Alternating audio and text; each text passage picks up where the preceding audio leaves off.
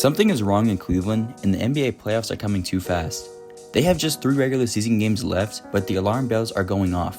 They have been blown out by the Phoenix Suns on Wednesday night and saw a near 30-point deficit for the 3rd time in the last 7 games. And then on that Saturday, they saw themselves in a close game with the Lakers until they let them go on an unanswered 18-0 run in the 3rd. And then on the second night of that back-to-back, they played the Clippers. They had a 26-point lead at some point versus the Clippers, and it all looked good. They all looked fine until they blew the lead and lost by 2.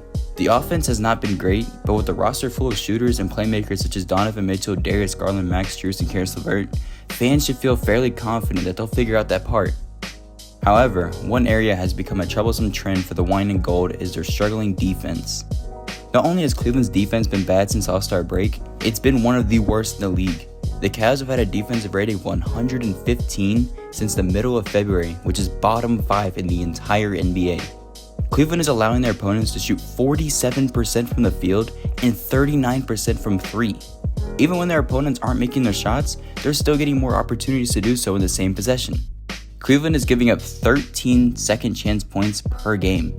All of this is even more staggering when you remember that just a couple months ago when the Cavs were regarded as one of the best defenders in the game and were constantly holding teams under 100 points. One explanation for this may come back to what's plagued the team since opening night: injuries.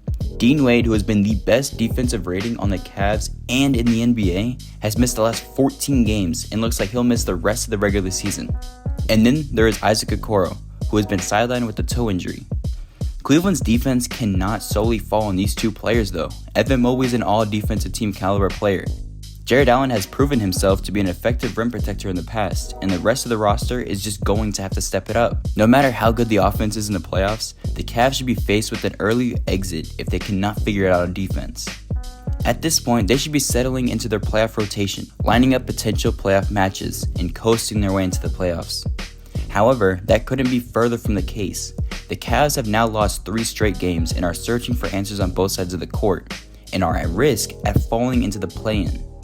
Let's take a look at some possible reasons for Cleveland's concerning slump. One of these injuries holds more weight than others. Donovan Mitchell was viewed as an MVP candidate earlier in the season, and he's made abundantly clear that he is Cleveland's best player. Of course, they're going to struggle with him off the court. Mitchell has only played in 5 games since the All-Star break due to an illness, a bone bruise in his knee, and now a fractured nose. That's about as unlucky as it can get for any player. The Cavs are 4-10 in those games, and it would be understatement to say Cleveland looks lost without him. The stats back this up. With Mitchell on the floor, the Cavs have an offensive rating of 118. Without him, it's a 113. If you're wondering where the Cavs offense has been, there you go. Mitchell's absence is not an excuse for how the Cavs have played at times. However, we cannot ignore that this team was built with him as the focal point in mind, and not having him is affecting the overall production.